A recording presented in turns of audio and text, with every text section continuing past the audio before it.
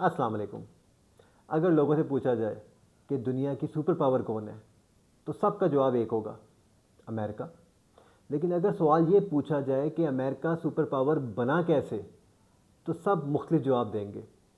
कुछ के मुताबिक अमेरिका सुपर पावर अपनी मिलिट्री माइट की वजह से बना।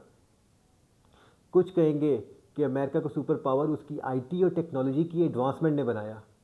और कुछ के मुताबिक अमेरिका सुपर पावर अपनी बिग कॉरपोरेट्स की वजह से बना। Nvidia, Microsoft, Tesla, Amazon, Pepsi और उनके फाइनेंशियल सेक्टर की वजह से। ये तमाम जवाब किसी ना किसी हद तक ठीक भी हैं और रेलिवेंट भी।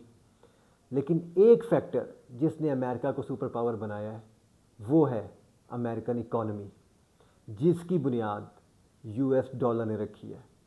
और यूएस डॉलर जिस एक पिलर के ऊपर स्टैंड करता है, उस पिलर का नाम है पेट्रो डॉलर ट्रीटी।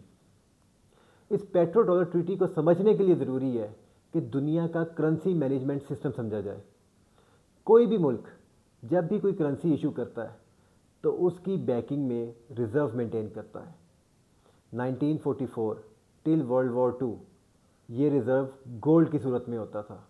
लेकिन पोस्ट वर्ल्ड वॉर टू बहुत से ममालिक जो इस जंग का हिस्सा थे, उनके गोल्ड रिज़र्व ख़त्म हो गए, क्योंकि उन्होंने ये गोल्ड रिज़र्व जंग स्पॉन्सर करने के लिए और जंग के दौरान अपनी इकॉनमी को चलाने के लिए इस्तेमाल कर लिए।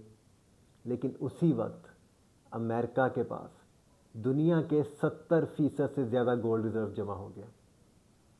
इन ममालिक ने फिर फैसला किया कि अपनी करेंसी की बैकिंग बजाय गोल्ड के डॉलर में की जाए, क्योंकि डॉलर 100% बैक था गोल्ड से। इस सिस्टम को कहते हैं ब्रेटन वुड सिस्टम, और यहीं से डॉलर की उड़ान का सिलसिला शुरू होता है। इस सिस्टम को पहला झटका 1971 में लगता है, जिस वक्त प्रेसिडेंट निक्सन ये अनाउंस करते हैं कि अब से डॉलर की बैकिंग गोल्ड नहीं होगा। उस वक्त $1000 के पीछे सिर्फ $25 वर्थ का gold as a backing reserve में रखा गया था। ये ना सिर्फ अमेरिकन इकॉनमी बल्कि वर्ल्ड इकॉनमी के लिए डेवास्टेटिंग न्यूज़ थी, बिकॉज बहुत से ममालिक ने अपनी करेंसी की बैकिंग डॉलर में की हुई थी।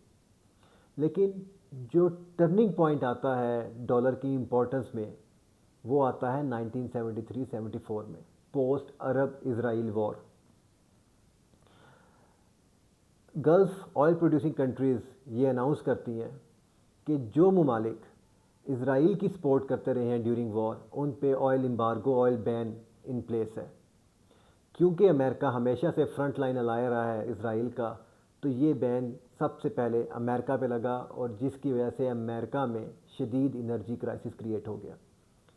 लेकिन इसका इकनॉमिक फॉल आउट सऊदी अरब की इकॉनमी पे भी आया, क्योंकि सऊदी अरब की इकॉनमी ऑयल ट्रेड के ऊपर डिपेंडेंट थी, और ये ऑयल मेजॉरिटी सेल वेस्ट और अमेरिका को होता था।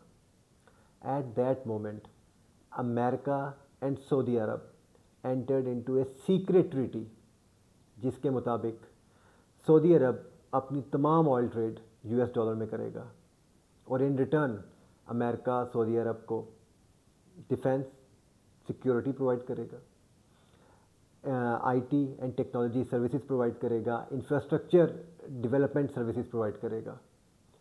इस ट्रीटी का दो फ़ायदे हुए अमेरिकन इकॉनमी को।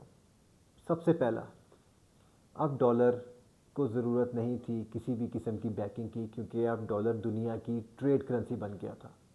दुनिया के तमाम ममालिक जिन्हें ऑयल ख़रीदना था, वो डॉलर जमा करने के लिए पीछे भागे। दूसरा फ़ायदा, ये सारा पैसा जो डॉलर की सूरत में ये ऑयल प्रोड्यूसिंग कंट्रीज़ कमा रही थी, ये वापस अमेरिकन इकॉनमी में जा रहा था।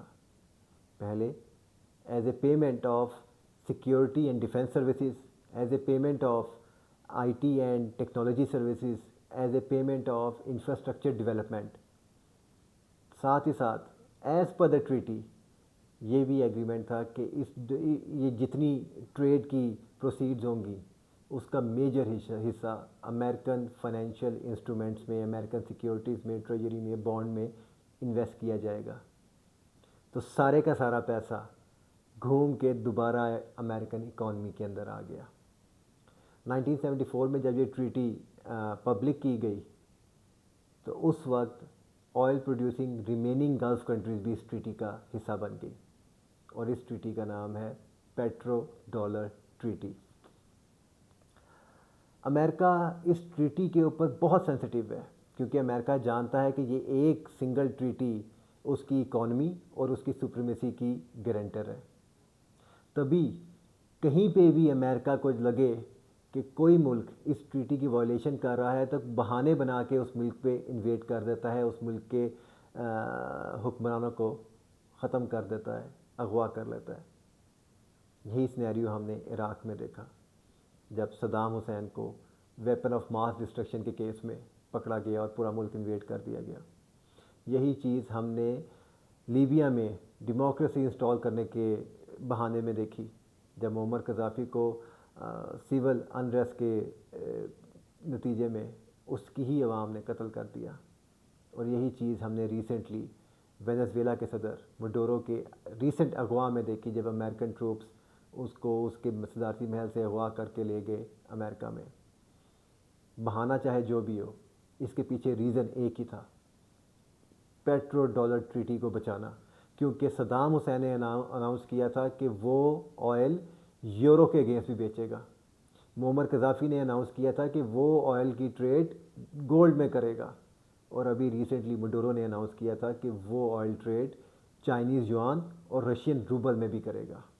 और ये चीज़ अमेरिका को किसी भी सूरत कबूल नहीं। आज भी इस ईरान, इज़राइल और यूएस वॉर में ईरान की तरफ से ये ऐलान आता है कि वो शिप्स जो ऑयल परचेज़ कर रहे हैं, चाहे किसी भी कंट्री से कर रहे हों, जो ऑयल परचेज़ कर रहे हैं चाइनीज़ युआन में, वो स्ट्रेट ऑफ हॉर्मज़ को पास कर सकते हैं। क्योंकि ये ईरान भी जानता है कि दुखती रग अमेरिका की ये पेट्रो डॉलर ट्रीटी है। अमेरिकन इकॉनमी गारंटर है अमेरिकन सुप्रीमेसी की।